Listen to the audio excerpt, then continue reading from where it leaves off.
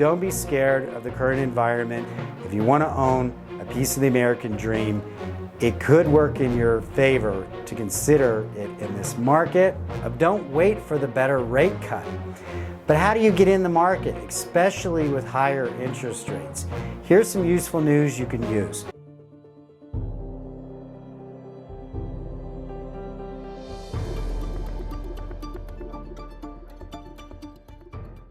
Hi, this is Nathan. Welcome back to Independence Money.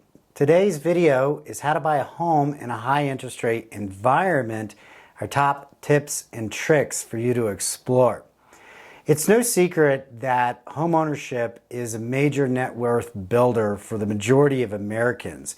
It kind of comes back to the adage, if you can't beat them, join them. Prices are going to continue to go up. They might slow or, quote, tame inflation, but there's always inflation. Stuff is always going to cost more, and renting is going to cost more.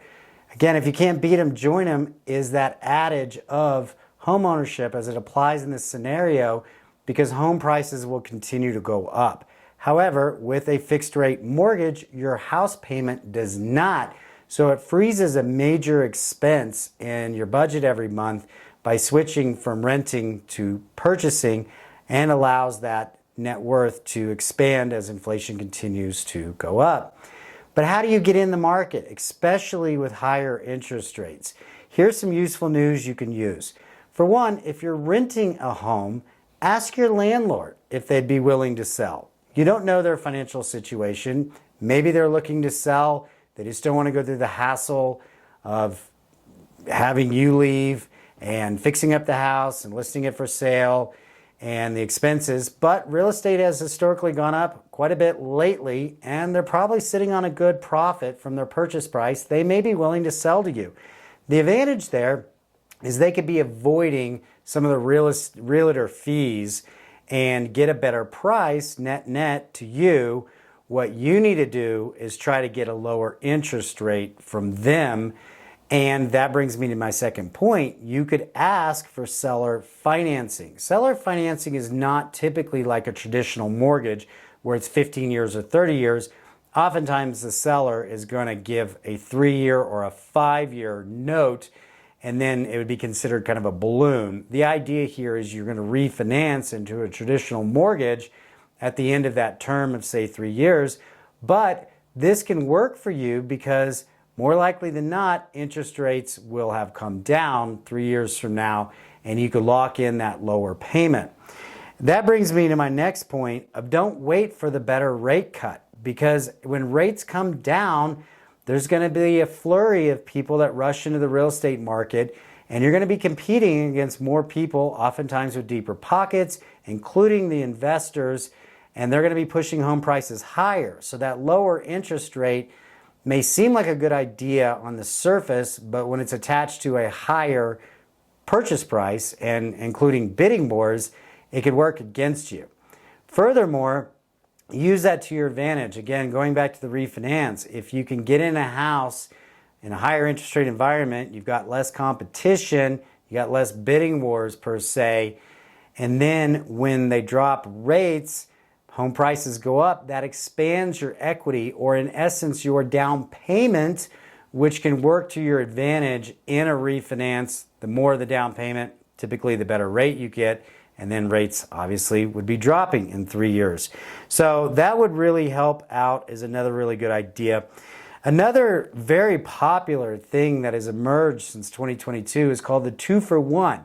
It's asking the seller to buy down your interest rate for a period of 2 years. Now, this would allow them to kind of get their purchase price. Obviously, it raises their closing cost because they're paying some of your interest up front, but it can give you an interest rate that is 2 full percentage points lower in the first year, 1 percentage point lower in the second year, and then you assume the higher interest rate. But again, we're going on the idea that when the Fed tames inflation, CPI goes back to normal, they're going to want the money cycle to go around further and further again. That's good for banks, that's good for America, that's good for growth.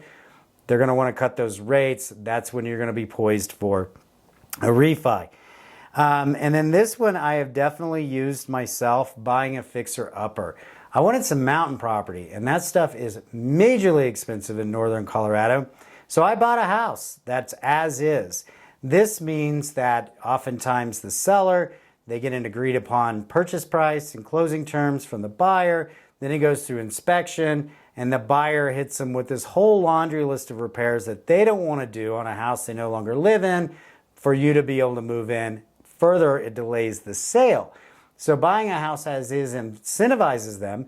It also allows you to maybe beat out other buyers because they know it's not going to get kicked out and the sale is going to go sour at closing time after inspection. However, one little word of warning, I would still get an inspection. I would want to know if there was something cataclysmic that I wanted to walk away from.